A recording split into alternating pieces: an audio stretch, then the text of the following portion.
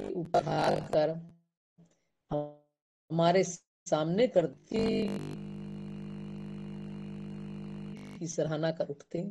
हमें यह नहीं ज्ञात था कि बाबा महिला के मंगलसूत्र का कर रहे हैं। जब उस पत्ते पर आकृति बनकर पूरी हो गई तो बाबा ने उसे पान के पत्ते को हाथ से ऊपर उठाते हुए हमारी ओर किया और उस पर 3 फूंके मारी। देखते ही देखते हवा में पत्ता अदृश्य हो गया और उसके स्थान पर बाबा के हाथ में था मंगलसूत्र, एक बहुत ही सुंदर रत्न जड़ित आभूषण जो विवाह के अवसर पर वधू को उसके सौभाग्य की मंगल कामनाओं के साथ पहनाया जाता है। वह मंगलसूत्र स्वर्ण का था। उसके महत्व को स्पष्ट करते हुए बाबा ने उस महिला से कहा कि यह तुम्हें सदा तुम्हारी साधना की स्मृति करवाता रहेगा। उसके दोनों ओर 3-3 मानिक थे जो वर और वधू के 3 गुणों के प्रतीक थे। उनकी एक सूत्रबद्धता स्त्री और पुरुष के वैवाहिक जीवन में पारस्परिक सहयोग और प्रेम की आवश्यकता की द्योतक थी। उसके निचले भाग में 5 मानिक थे जो 5 कर्मेंद्रियों और 5 ज्ञानेंद्रियों के प्रतीक थे और जिन पर पूर्ण नियंत्रण और संयम रखे जाने की आवश्यकता होती है। उस मंगलसूत्र के ठीक ऊपरी भाग में एक साथ 2 मानिक थे जो स्त्री थे। सूत्र से लटकता हुआ एक सच्चे मोतियों का झुमका था जिसके बीचों बीच बहुमूल्य पत्थरों का बना एक कमल था जो प्रशांति निलयम और उसके सामने बने घेरे और उसके बीच में बने कमल की याद दिलाता था। वास्तव में वह उस महिला की 4 माह की रात दिन की कठोर तपस्या पूर्ण साधना का आनंददायक, सुंदर और सौभाग्यपूर्ण उपहार था। बाबा अथाह अगम्य और अज्ञे हैं। उनका पार पाना, उन्हें जान और समझ सकना मनुष्य की पहुंच के परे है। केवल सत्य मानकर विश्वास किया जा सकता है, उनकी आज्ञा का पालन किया जा सकता है। आश्चर्यचकित मैं उनके सामने ही खड़ी थी। मुझसे कहने लगे, संसार का प्रत्येक प्राणी संसार को अपनी ही दृष्टि से देखता है। प्रत्येक ने अलग अलग रंग का चश्मा लगा रखा है और जैसा चश्मा उसने लगा रखा है वैसा ही संसार उसे दिखाई देता है। किसी का चश्मा चिंता का है तो किसी का घृणा का, किसी का द्वेष का तो किसी का स्पर्धा का और ईर्ष्या का है। मैंने तो केवल प्रेम का चश्मा लगा रखा है। यदि मैं किसी से घृणा भी करना चाहूं तो नहीं कर सकता। क्रोध और घृणा मेरे अंग नहीं है और न ही मुझे रोग सता सकता है। किसी को सचेत करने, सही मार्ग पर लगाने के लिए तनिक सा झिड़क दूं, यह बात दूसरी है। किंतु मैं किसी से घृणा नहीं करता। मैं तो आनंद हूं, नित्य आनंद हूं। ज्ञान, आनंद, शांति, यही मेरा स्वभाव। बाबा प्रत्येक व्यक्ति का पुनर्निर्माण उसके भीतर अंतर में निहित साईं को प्रकट करके करते हैं। वह चाहे ऊंची मोटी दीवारों के पीछे सींचों में बंद कोई कैदी हो या अहंकार की 4 दीवारी में बंद अन्य कोई हो, बाबा सबको मुक्ति देने वाले हैं। सब पर निगरानी रखने वाले स्वामी हैं। आप कैसे भी हो, बाबा को स्वीकार करेंगे और आपको स्वतंत्रता और मुक्ति के मार्ग पर आगे बढ़ाएंगे। हिल्डा चार्ल्टन ने अनेकों वर्ष लंका में बौद्ध भिक्षुओं और साधकों के साथ बिताए हैं और हिंदू गुरुओं के पास रहकर तांत्रिक साधनाएं की हैं। उसने बंबई में और शिरडी में रहते समय साईं बाबा के वर्तमान अवतार के संबंध में सुना था। 3 वर्ष पूर्व वह प्रशांति निलयम आई और उसे लगा कि यह वह स्थान है जहां वह अपनी वांछित वस्तु की प्राप्ति कर सकती है, जिसके लिए वर्षों से तड़पती हुई भटक रही थी और पूर्ण सफलता के साथ अपनी साधना पूरी कर सकती हैं। ओम साई राम। ये चैप्टर पूरा हो गया। अगर कोई कुछ बताना चाहे तो। साई राम, मेरी आवाज आ रही है?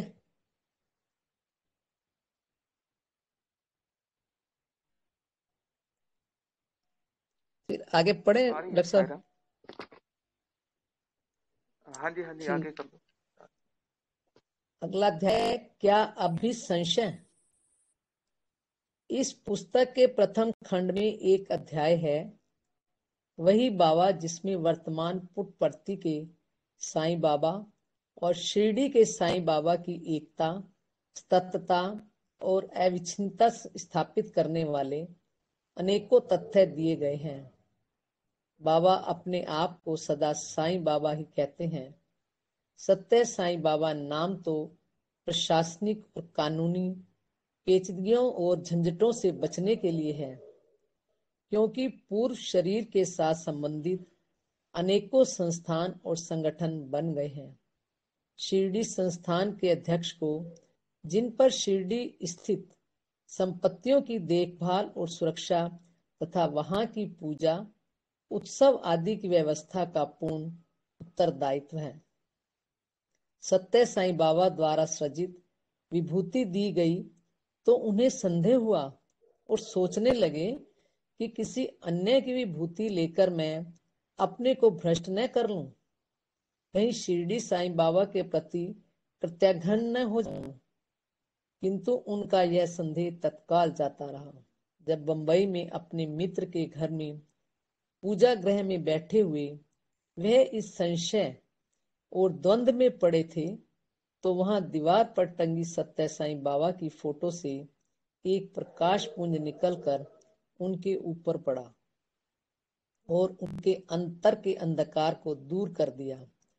उन्हें पूर्ण विश्वास हो गया कि शिरडी साईं बाबा ही सत्य साईं बाबा के रूप में आए हैं। नॉर्वे के टाइडमन जोहन्सेन सेन शिरडी के मंदिर के सामने खड़े थे। एक वृद्ध सज्जन आए और उन्हें सत्य साईं बाबा का एक चित्र और उदी देते हुए कहने लगे कि साईं बाबा के वर्तमान अवतार के दर्शन करने के लिए 13 मार्च को बंबई पहुंच जाओ। उस समय किसी को तनिक भी ज्ञान नहीं था कि 13 मार्च को बाबा बंबई जाएंगे। जब 13 मार्च को बंबई में वह बाबा के समक्ष उपस्थित हुए तो बाबा से बात करके उन्हें वह विश्वास हो गया कि उन्हें शिरडी में उन वृद्ध सज्जन के रूप में बाबा ने ही बंबई जाने के लिए। आजकल जिस किसी भी मंदिर में शिरडी के साईं बाबा की पूजा होती है और वहां भक्तों पर बाबा की जो भी दया करुणा होती है, जो भी तेज प्रताप और गौरव होता है, वह सत्य साईं बाबा से ही प्राप्त होता है। शिरडी में भक्तों के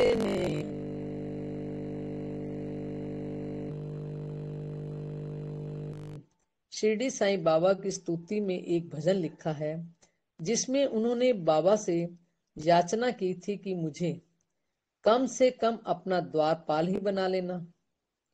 यह अनेकों वर्ष पूर्व की बात है। वे सज्जन आजकल बाबा के द्वारपाल ही हैं। वृंदावन व्हाइटफील्ड में एक कुटिया में रहते हैं, जो वहां बाबा के निवास के गेट के पास ही है। और जब बाबा प्रशांति निलयम या मद्रास अथवा नीलगिरी से वहां पहुंचते हैं तो चाबियों का गुच्छा लेकर भागते हैं और पूर्ण भक्ति भाव और सम्मान के साथ द्वारपाल होने का अपना कर्तव्य निभाते हैं। आप जो भी प्रार्थना करते हैं, चाहे वह शिरडी साईं बाबा को संबोधित है अथवा परती साईं बाबा को संबोधित है, उसे बाबा ही सुनते हैं। श्रीमती बथेजा और उनकी पुत्री ने जब वे बेंगलोर में थे, बाबा के विषय में सुना। उनकी शिरडी होकर बंबई जाने की योजना थी, किंतु उन्होंने सत्य साईं बाबा के दर्शन करते हुए जाने का निश्चय किया। जितने दिन वे ठहरे, उन दिनों में उन्हें बाबा से इंटरव्यू नहीं मिला और वे अधिक ठहर सकने में असमर्थ होने के कारण जाना चाहते थे। जब बाबा ऊपर की मंजिल में वरांडे में जा रहे थे, तो उन लोगों ने नीचे खड़े हुए ही बाबा से जाने की अनुमति मांगी। बाबा ने उन्हें बुलाया और विभूति की कुछ पुड़ियां उन लोगों को देने के लिए आदेश देते हुए कहा, जाओ उन दोनों माँ बेटियों को ये दे देना जो बंबई से आई हैं और नीचे प्रतीक्षा कर रही हैं। उनसे यह भी कह देना कि वे जो कपड़े का टुकड़ा मेरे लिए लाई हैं, उसे ले जाएं और मेरे प्रसाद के रूप में उसका कोई वस्त्र सीकर पहने। जब मैंने उन्हें विभूति की पुड़ियां दी और उपरोक्त बात कही, तो उन्हें बड़ा आश्चर्य हुआ। वे जो कपड़ा लाई थी, वह उनके बक्से में था और उसे वे शिरडी में बाबा की समाधि पर चढ़ाने के लिए लाई थी।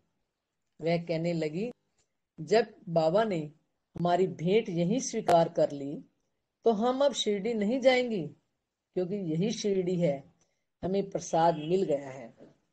शिरडी साईं बाबा के आशीर्वाद से श्री गोविंद रघुनाथ धबोलकर ने जो साईं चरित्र लिखा है, उसमें शिरडी साईं बाबा की कथा को सत्य साईं कथा कहा गया है और एक सत्य साईं व्रत का भी उसमें उल्लेख है।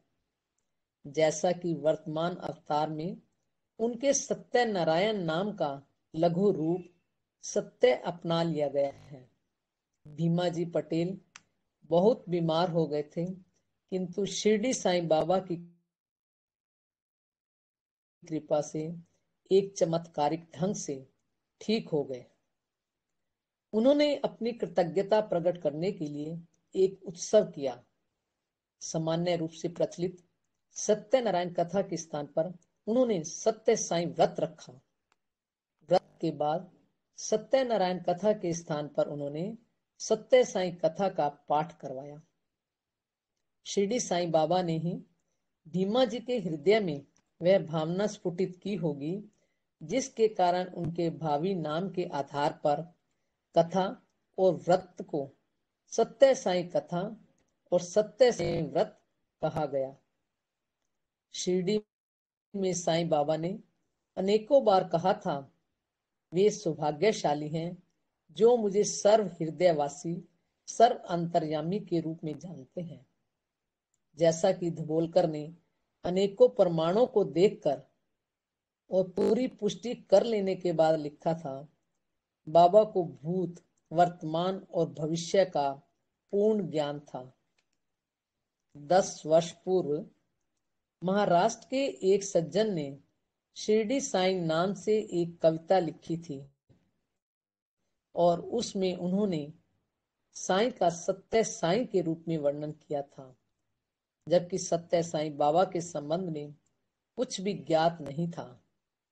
गत वर्ष उन्हें सत्यम शिवम सुंदरम का प्रथम भाग पढ़ने को मिला और सत्य साईं बाबा के संबंध में ज्ञात हुआ। उन्हें बड़ी प्रसन्नता हुई कि कैसे की कलम से सत्य का आलेख हुआ और वे बाबा के दर्शन के लिए पुटपरती आए। उन्होंने मुझसे कहा कि दोनों साईं की एकता, तत्वता और अविच्छिन्नता प्रथम के जीवन में अंतिम दिनों की घटना और बाद के साईं के जीवन के प्रारंभिक दिनों की घटना के साम्य से स्थापित और सिद्ध हो जाती है।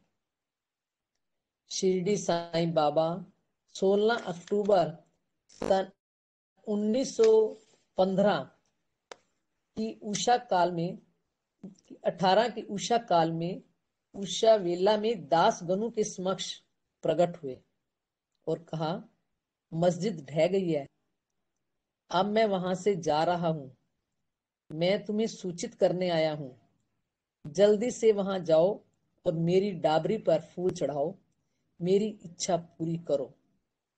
दास गनु वहां तत्काल गए और उनकी समाधि पर पुष्प चढ़ाए और सन 1940 में जब बाबा ने यह घोषणा की कि मैं अब अपना कार्य करूंगा, भक्त मेरी प्रतीक्षा कर रहे हैं, पेनवेकप्पा राजू ने अपने पुत्र से पूछा था कि यह घोषणा कौन कर रहा है, हमें इसका प्रमाण दिखाओ, यह सिद्ध करके दिखाओ और हमें विश्वास दिलाओ कि तुम वही बाबा हो। बाबा ने उस समय कहा था, मेरे हाथ में पुष्प दो। शायद वे ही पुष्प जो शिरडी साईं ने दास गनु से अपनी डाली पर चढ़ाने के लिए कहे थे। जब बाबा के हाथ में पुष्प दिए गए तो उन्होंने वे पुष्प जमीन पर फेंके तो उनसे साईं बाबा शब्द बन गया, जो अवतार की प्रतीकों और पद चिन्हों को समझते हैं। उनके लिए इन दोनों घटनाओं का साम्य बड़ा अर्थपूर्ण है। सन 1916 में विजयदशमी के दिन किसी ने शिरडी में बाबा से कहा, आज सीमोल्लंघन दिवस है। तो बाबा ने उत्तर में यह कहकर, हाँ, यह मेरा सीमोल्लंघन दिवस है, सबको आश्चर्य में डाल दिया था। पुराने समय में राजा लोग शस्त्र पूजन करते थे और अपनी सेनाओं को एकत्रित कर शस्त्र सज्जित करते थे और अपने राज्य की सीमा पार कर किसी दूसरे राज्य की सीमा का उल्लंघन कर उस पर विजय प्राप्त करते थे और इस प्रकार आश्विन मास शुक्ल पक्ष के 10वें दिन विजय पर्व के रूप में विजयदशमी मनाते थे। जब साईं बाबा ने यह कहा था कि यह मेरा भी सीमोल्लंघन दिवस है, तो इसका क्या अभिप्राय था? साईं बाबा किस राज्य की सीमा का उल्लंघन करने जा रहे थे और किस राज्य पर उन्हें विजय पानी थी? उन्होंने जैसे कहा था वैसा ही हुआ। विजयदशमी के दिन उन्होंने अपने भौतिक देह की सीमा को पार कर उसका त्याग कर दिया। दूसरे दिन प्रातः दास गणु से स्वप्न में उन्होंने कहा था कि मैं अब शिरडी से जा रहा हूं। चेतली और पंसारी मुझे बड़े चिढ़ाते हैं। उन्होंने उस देह को महाराष्ट्र में त्यागा, फिर आंध्र प्रदेश में अवतार लिया और यही उनकी विजयदशमी के दिन सीमोल्लंघन था। अपनी पूर्व देह में बाबा ने काका साहेब दीक्षित से कहा था, मैं 8 वर्ष के बालक के रूप में प्रकट होऊंगा।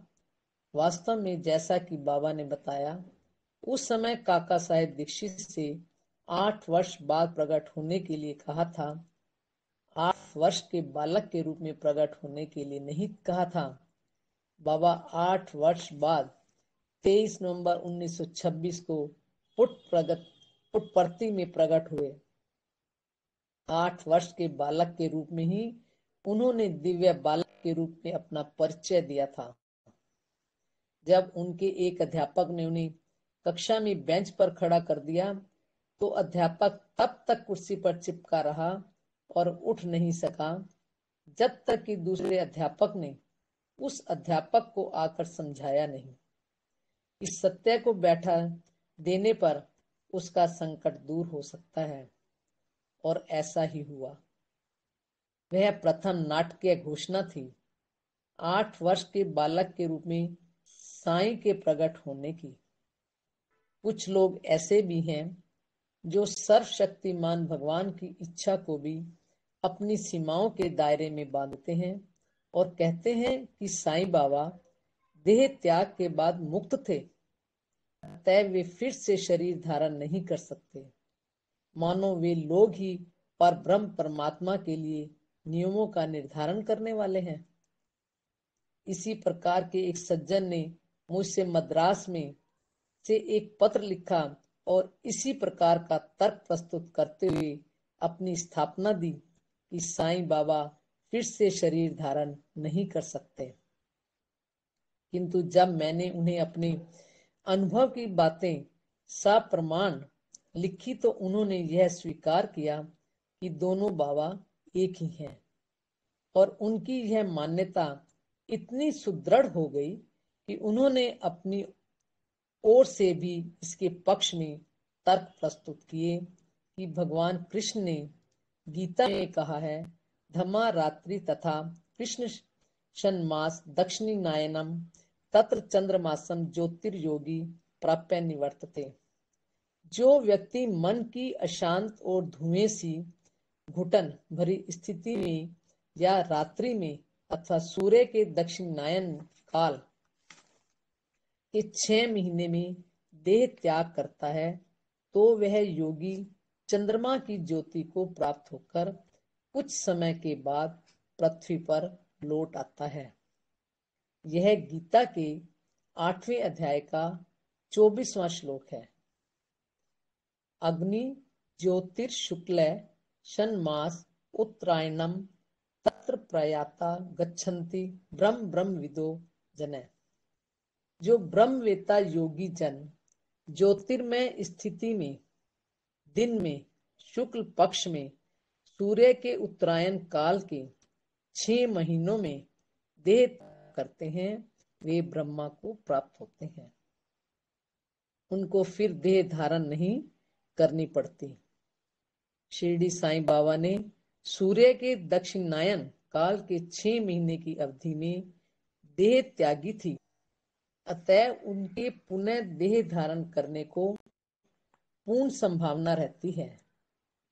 मैं तो केवल इतना ही कहूंगा कि जो स्पष्ट और प्रत्यक्ष है उसको सिद्ध करने के लिए तर्क जुटाने की आवश्यकता ही क्या है। सिंह ने अवतार लिया है और हमारे सामने है, प्रेम के साथ हमें अपने पास बुला रहे हैं। हम अपनी आंखें खोलें, उन्हें पहचानें और अपने जीवन को सार्थक बनाएं। बाबा ने अपने साईं अवतार की घोषणा 14 वर्ष की आयु में एक दिन स्कूल से लौटकर उर्वाकोंडा में अपने भाई के घर के दरवाजे पर पुस्तकें फेंक और अपनी भावच से यह कहते हुए की थी कि मेरे भक्त मुझे गुहार रहे हैं। मेरा कार्य जिसके लिए मैं आया हूं अभी पड़ा हुआ है। वे भक्त कौन थे, वह कार्य क्या था, जो कार्य वे शिरडी में छोड़ आए थे, और शिरडी में जो भक्त थे वे ही उनको पुकार रहे थे। इसलिए तो उन्होंने शिरडी साईं बाबा की पूजा करने वाले एक प्रसिद्ध भक्त से, जो बाबा के वर्तमान स्वरूप को मान्यता देने से इनकार करता था, कहा था, तुम्हारी इस पूजा और ध्यान का क्या अर्थ है? जब तुम अपने सम्मुख उपस्थित भगवान को नहीं पहचान सकते। अपनी किशोरावस्था में ही बाबा ने अपने स्कूल के 2 अध्यापकों सुबन्नाचर और कोंडप्पा को इस बात के प्रमाण दे दिए थे कि वे साईं बाबा हैं, तथा पुट्टपर्ती में भी अपने माता पिता तथा अन्य लोगों को शिरडी साईं के रूप में दर्शन देकर दोनों साईं अवतारों की एकता सिद्ध की थी। उर्वाकोंडा में बाबा ने तम्मी राजू, मंची राजू तथा अन्य कई लोगों को कि शिरडी साईं द्वारा धारणा की जाने वाली कफनी के कपड़े के टुकड़े दिए थे। तम्मी राजू, मंची राजू उर्वाकोंडा स्कूल में एक अध्यापक थे। उन दिनों से संबंधित उनके कई लेख सनातन सारथी में प्रकाशित हो चुके हैं। उनमें लिखा है, मेरी पुत्री का असामयिक निधन हो जाने के कारण मेरी पत्नी बड़ी दुखी और उदास रहती थी। इसलिए उन दिनों मेरे विद्यार्थी, जिन्हें सत्य कहूं या बाबा कहूं, मेरे घर प्राय आते रहते थे और मेरी पत्नी को सांत्वना देते थे। एक दिन जब वह बाबा के चरण स्पर्श कर रही थी तो उन्होंने उसे ऊपर उठाते हुए कहा, अब तुम्हें किसी बात की चिंता नहीं करनी चाहिए, प्रसन्न रहो, तुम्हारा सब बोझ अब मैंने अपने ऊपर ले लिया है। इतना कहकर उन्होंने हवा में हाथ हिलाया और चावल के दाने सृजित कर दिए, जैसा कि शिरडी साईं के रूप में उन्होंने विराम गांव में मेघा के लिए सृजित किए थे। और मेरी पत्नी को देते हुए कहा कि इन्हें कफनी के गेरुआ कपड़े में जो उन्होंने कुछ समय पूर्व हमें दिया था बांध कर रखना। हम अपने घर के दिन भर के उपयोग के लिए पानी गांव के कुएं से लाना पड़ता था, जो हमारे घर से थोड़ा दूर पड़ता था। एक दिन मेरी पत्नी हमारे 5 वर्ष के लड़के को आस पड़ोस के बच्चों के सुपुर्द करके पानी लेने कुएं पर चली गई। बच्चों को उन्होंने थोड़ी सी शक्कर दे दी और कहा, यहाँ हमारे घर में बैठकर साईं पूजा करना, मैं थोड़ी देर में आती हूँ। इस शक्कर का प्रसाद बांटना। सब बच्चे हमारी पूजा घर में चले गए और जो भी उन्हें भजन आते थे गाने लगे। उन्होंने देखा कि साईं बाबा उनके सामने बैठे हैं। उन्होंने शक्कर का प्रसाद ग्रहण किया और एक एक मुट्ठी शक्कर बच्चों को प्रसाद में दी। मेरा लड़का तो बूढ़े बाबा को देखकर इतना प्रसन्न और उत्साहित हुआ कि भागकर अपनी माँ को बुलाने दौड़ा। वह जानता था कि उसकी माँ बाबा को देखकर कितनी अधिक प्रसन्न होगी, किंतु जब वे घर पहुंचे तो वहां कोई न था। उन्होंने बच्चों से पूछा कि बाबा कहाँ चले गए। बच्चों का अबोध उत्तर था, वे तो इस चित्र में ही घुस गए। कुछ दिनों बाद हम पुट्टपर्थी गए तो बाबा ने हमसे कहा, आप लोगों को अच्छा नहीं लगा कि मैं पुट्टपर्थी आ गया, लेकिन मैं तो यहाँ भी हूँ और वहां भी। मुझे यह ज्ञात था कि तुम्हें इस बात पर तभी विश्वास होगा जब बच्चे अपनी आंखों देखी बतलाएंगे। मेरे मन में यह प्रश्न उठा कि बाबा उस शिरडी रूप में क्यों आए थे, और उसका उत्तर मुझे उनसे ही मिल गया। रूप और यह रूप भिन्न नहीं है, दोनों रूप एक ही हैं। साईं बाबा बचपन से ही बहुत अच्छा गाते थे और पैरों में घुंघरू बांधकर नाचते थे भी बहुत अच्छा थे। नाचने और गाने से उन्हें बड़ा आनंद आता था और उतना ही आनंद सुनने और देखने वालों को भी आता था। अब भी जब बाबा भजन और कीर्तन करते हैं तो हजारों भक्त आनंद विभोर हो जाते हैं। बाबा आरंभ में शिरडी में तहमद और कमीज पहनते थे। पुट्टपर्थी में भी प्रारंभ में बाबा तहमद और कमीज धारण करते थे, किंतु जैसे शिरडी में बाद में लंबा चोगा पहनना शुरू कर दिया था, उसी प्रकार यहाँ भी बाबा ने लंबा चोगा धारण करना प्रारंभ कर दिया। रंगीन चोगा और धोती बाबा ने अपने भक्तों के ही अनुरोध पर धारण करना प्रारंभ किया, ताकि लोग उन्हें भीड़ में आसानी से पहचान सकें। बाबा कहते हैं, आप लोगों का आनंद ही मेरा भोजन है, ये मेरा आधार है। शिरडी में साईं बाबा को उनके भक्तगण सदा घेरे रहते थे और बाबा उनकी इच्छा की पूर्ति करने और उन्हें खुश रखने के लिए तड़क भड़क और साज सजावट के लिए भी उन लोगों का अनुरोध स्वीकार कर लेते थे। हर तीसरे दिन द्वारका माई मस्जिद से चावड़ी तक उनका जुलूस निकाला जाता था। स्त्री पुरुष बड़ी संख्या में एकत्र हो खड़ताल, झांझ, मंजीरे, मृदंग, खंजरी, वीणा तथा अन्य वाद्य बजाते ताल लय के साथ भजन गाते हुए चलते थे। उनके पीछे सुंदर सजे हुए रथों की कतार होती थी और उनके पीछे चलता था बाबा का घोड़ा श्याम कर्ण, जिसे खूब सजाया संवारा जाता था। उनके पीछे होती थी भक्तों के कंधों पर लदी पालकी जिसके दोनों ओर मशालधारी चलते थे। पीछे चांदी के दंड लेकर चलने वाले ध्वज वाहक चलते थे। सभी लोग नाचते गाते और जय जयकार करते हुए चलते थे। पटाखे छुड़ाए जाते थे और रंग बिरंगी आतिशबाजी होती थी। बाबा मस्जिद की सीढ़ियों पर आते, उनके दोनों ओर याक के पूंछ के बालों की चंवरी लिए दो लोग खड़े रहते। भालदार बाबा के नाम का सम्मान उच्चारण कर उनके लाने की घोषणा करता। भक्तगण उनके आगे पावड़े बिछाते चलते और पुष्प गुलाल की वर्षा करते। सर के ऊपर छत्र रखा जाता और वे मंद गति से आगे बढ़ते जाते। साईं सच्चरित्र में लिखा है, कितना सुंदर जुलूस होता था वह। भक्ति की कैसी अद्भुत अभिव्यक्ति थी। वे दृश्य और वे दिन अब गए, न वे अब देखने को मिलते हैं और न ही भविष्य में मिलेंगे। लेकिन नहीं, बाबा पुनः आ गए हैं। पुट्टपर्थी में उन्होंने भक्तों के अनुरोध पर दशहरा और जन्म दिवस के उत्सवों पर इसी प्रकार के जुलूस निकालने की अनुमति दी थी और लगभग 1954 तक ऐसे ही जुलूस निकाले जाते रहे थे। शिरडी में बाबा का खूब श्रृंगार किया जाता था। उनके सिर पर मुकुट धारण करवाया जाता था और गले में हीरे मोतियों की मालाएं पहनाई जाती थी। वर्षों पूर्व बेंगलोर से सकम्मा भी सत्य साईं बाबा के लिए इसी प्रकार के आभूषण ले आई थी।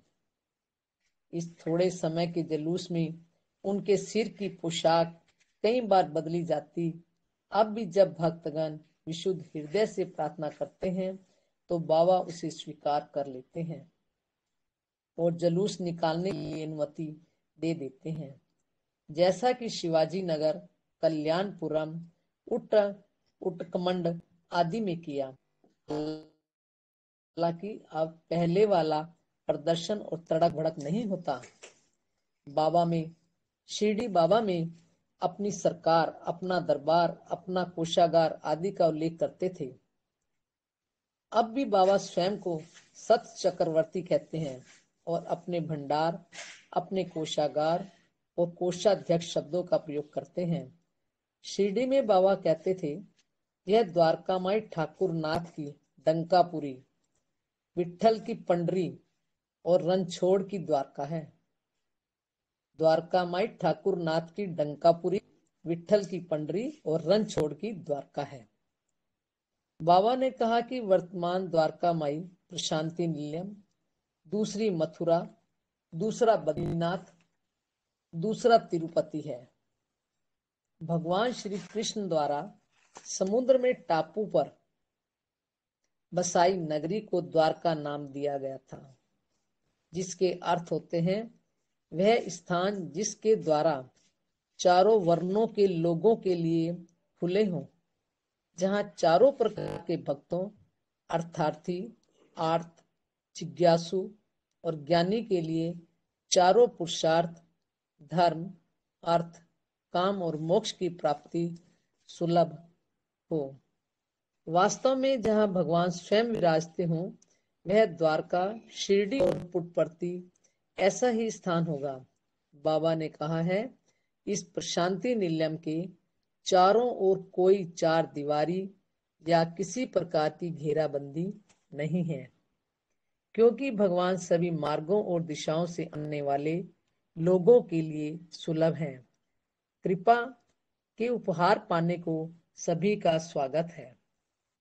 शिरडी में साईं बाबा की इच्छा थी कि बूटी द्वारा निर्मित भव्य भवन के प्रांगण में मुरलीधारी कृष्ण की एक मूर्ति स्थापित की जाए, किंतु अपनी इस इच्छा पूर्ति के पूर्व ही उन्होंने शिरडी त्याग दिया। इसलिए बाबा ने अपनी उस पूर्व इच्छा की पूर्ति के लिए मुरलीधर कृष्ण की मूर्ति प्रशांति निलयम के बरामदे में लगवाई है, जो प्रार्थना में उठने वाले हाथों की वंदना का केंद्र है। प्रशांति निलयम के मुख्य पूजा गृह में भी मुरलीधर विराजमान है। वृंदावन मोहन उद्यान में भी मुरलीधर कृष्ण की दो मूर्तियां हैं। सत्य साईं बाबा के जीवन को समझने वालों के लिए साईं सच्चरित्र का अध्ययन अनिवार्य है, क्योंकि दोनों साईं एक हैं। जब राम कृष्ण मिशन के एक ब्रह्मचारी उधर रोग से मुक्ति पाने के लिए बाबा के पास आए, तो बाबा ने उनसे अपने गुरु महाराज से ही प्रार्थना करने के लिए कहा और सही ढंग से ध्यान करना भी सिखाया, जिससे अधिक सफलता प्राप्त हो। बाबा ने उन्हें आश्वासन दिया कि उनके गुरु महाराज रामकृष्ण देव उनको रोग से मुक्त कर देंगे और उनकी आध्यात्मिक प्रगति होगी। शिरडी में भी तो बाबा यही कहा करते हैं, जिसका सहारा पकड़ा है उसे छोड़ो मत, अपुला बाप तो अपुला बाप। तुम अपनी इच्छा से अपने स्वामी को नहीं बदल सकते। साईं बाबा ने गोपाल स्वामी के अनुयायियों को गोपाल स्वामी के रूप में और रघुनाथ महाराज के शिष्यों को रघुनाथ महाराज के रूप में दर्शन दिए। साईं बाबा में सभी संत समाये थे। ओम श्री साई राम। समय हो गया, अगर कोई कुछ इसके बारे में बताए तो अच्छा है, नहीं तो शांति पाठ करें।